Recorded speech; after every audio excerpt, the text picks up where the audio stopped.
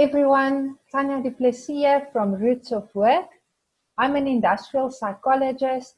I mainly do career planning. I help people with career coaching, psychometric assessments. And today we have Jaco Lessing, who's going to talk to us about retrenchment, specifically during the COVID-19 process. Jaco Lessing is from Contact Labour, and I'm going to give him an opportunity to introduce himself. Okay, thanks very much for having me, Tanya. I'm a labour law practitioner and practicing labour law now for over 12 years. And the majority of our portfolio, we assist companies, but we also get a lot of queries from employees. And a lot of employees don't have the finances, so we are willing to assist, especially in this pandemic, to give some free advice and just make sure everything, especially pertaining to retrenchments, is done according to the book and according to legislation. Thank you, Jaco.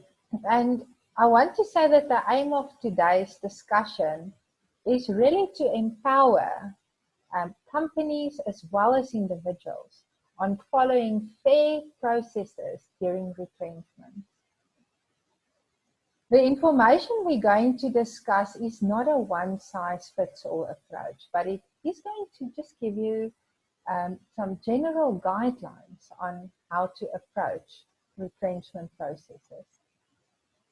Jaco, the first question I have is, maybe you can just give us an explanation of whether retrenchment during COVID-19 pandemic is different from the normal retrenchment process. Tanya, the retrenchment process in itself is no different whatsoever. However, the main difference here is that employers do have alternatives which they must highly consider before starting to impose retrenchment, such as short-term implementation, temporary layoffs, or rely on governmental funding. These funds are available, so I will highly recommend before an employer overreacts. Some must retrench, I do understand that, but some employers do overreact or tend to overreact in a pandemic like this, whereas they are not even sure about there is alternatives available to them. So look at those alternatives, and maybe when the economy picks up, you can employees can work on full time and go ahead full speed. Thank you very much for that, Jaco. Can you also tell us what would constitute as a fair retrenchment process? So I'm going to give you a short version. As we've said before, this is not a one-size-fits-all, but the retrenchment process is a very intricate process. The main things you will, however, have to look out for is it's called a joint consensus seeking process. And a lot of employers make the mistake, they make up their minds before actually engaging in meaningful consultation with the employees. These meaningful consultations must include, they have to consult about, try to minimize the number of dismissals. Isn't there any alternatives? Mitigate the adverse effects of dismissals. The severance pay proposed, is this, are you really just going to pay the bare minimum according to the basic conditions of employment? And the timing of dismissals, maybe there's a few projects that needs to be finalized and the timing can actually be prolonged. The other aspect that employers have to really look at is selection criteria. A retrenchment process is what we call a no-fault dismissal, meaning it's not based on misconduct, it's not based on incapacity, poor work performance, or ill health. So the selection criteria that mainly is used is LIFO. It's the most popular, last in, first out. And the reason why it's the most popular is because a company has to pay out a severance package of 1 week for every completed year of service.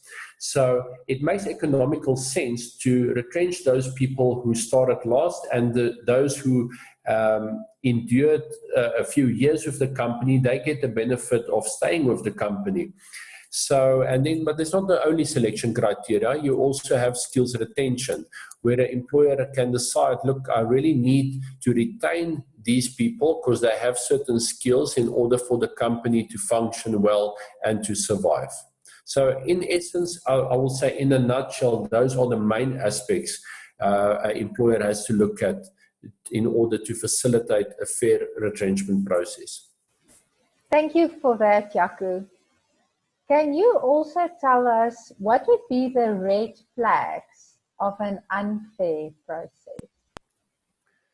Tanya, it's typically where emotions gets involved. An employer cannot cherry pick and say, I don't like your face and this guy has been a troublemaker and that's why I have to retrench him. And that's why I already mentioned the selection criteria or the selection process must be fair and equally to everyone throughout the organization. So the red flags is where emotions gets involved.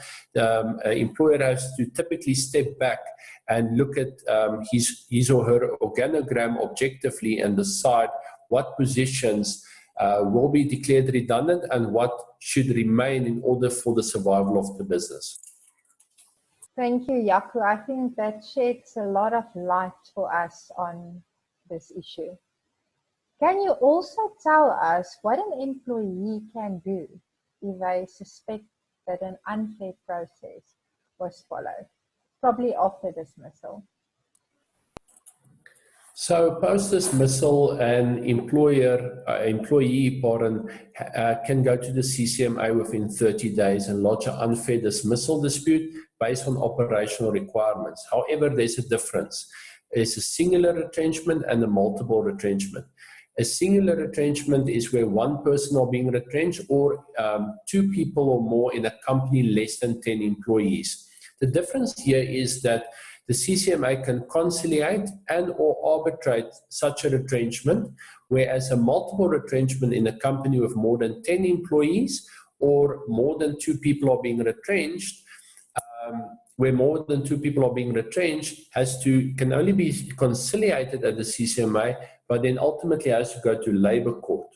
The first step for both are thus the CCMA, but when it goes to the labor court, it's a lengthier process, and a lot of employees can't afford it because it requires legal representation.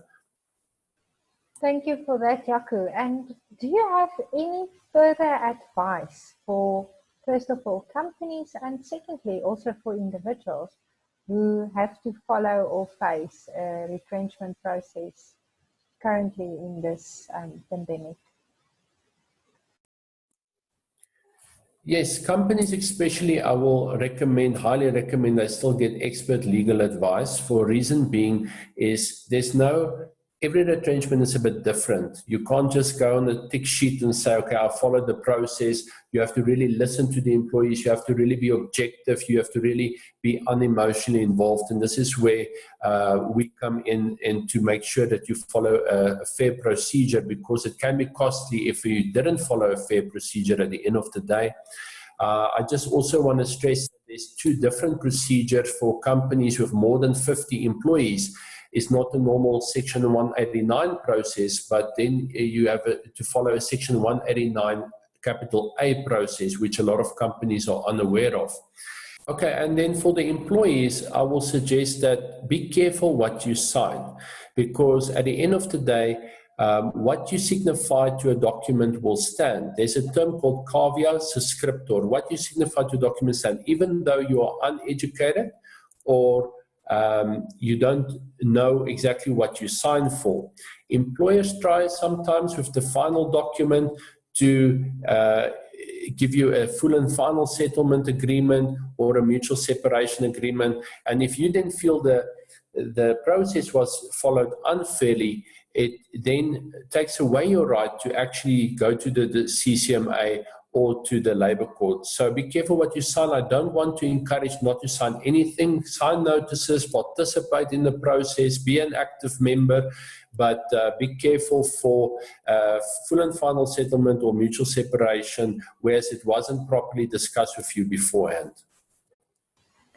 Thank you, Jaco, for this very valuable information. I think we all have a better understanding now of retrenchment, specifically during this pandemic, and also how we can evaluate whether a fair process was followed. I want to thank you for your time and for making yourself available to share some knowledge with the people who are listening to this interview. Thank you very much. Thank you, Tanya. It was an absolute privilege, and I hope it shed some light on aspects in terms of retrenchment during the COVID-19. Contact Labour stands for fair, sound advice and fair labour practices, and that's how we operate. Thank you. Have a good day.